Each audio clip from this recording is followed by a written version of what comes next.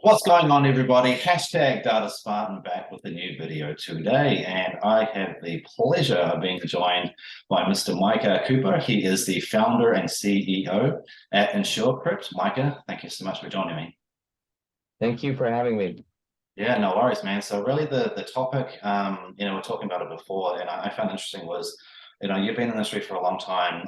There are kind of two main problems and challenges that insurance startups specifically face. So can you kind of touch on those two and give a little bit of context and why you think that's happening?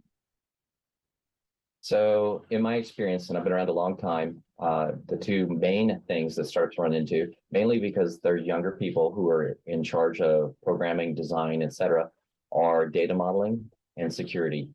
I helped travelers build the first direct-to-consumer website in the US. I did a 50-state rater for ISO back in '97, and data modeling every single time was the key issue. How do we normalize the data and get it into the system?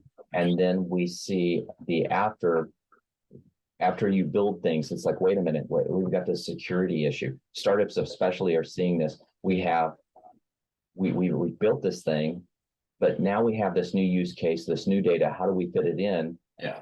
And then how do we secure that data? And the startups really don't have a clue how to go down that path. So why do you think that is? Like, where does that knowledge gap come from? The knowledge comes from industry experience.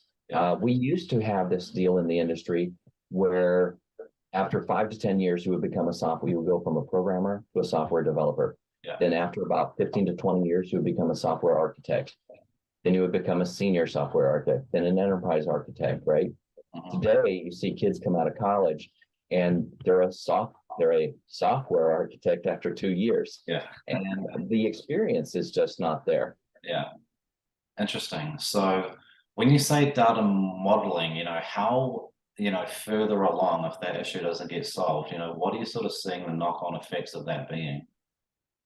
So the biggest problem with startups is they get started, they have a prototype, it works great, they wow the investors, and then a use case comes along, right?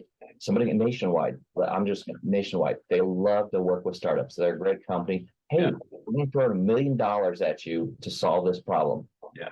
And the founders are all excited. They're, yay, this is great. This is awesome. They take it back. And the engineering team gets together and they say, wait a minute, we haven't modeled this data. We don't know how to get this in the system. We don't have a way to capture the data. We don't have a way to store it. It's not normalized with our own data. It's a different format. And then they say, and Nationwide says, oh, and by the way, we want to know who has access to it, when they accessed it, how you're storing it, and how it's secured. Yeah. Interesting. So now that's a good point, because that's the thing, you can get the data in there, but then who has access? Because that's when challenges come up, right? So I guess sort of, bookending, this conversation, what is your advice to people that are either currently in startups or looking to create one to kind of curtail, the data modeling and then securing the data? Like, what would your sort of advice there be? Well, it's the same. It's interesting because it's the same advice. So when they're looking for marketing, they're looking for sales, they're looking for VC experience. What they're doing is they're going to industry veterans and putting an advisor board together, right? Yeah.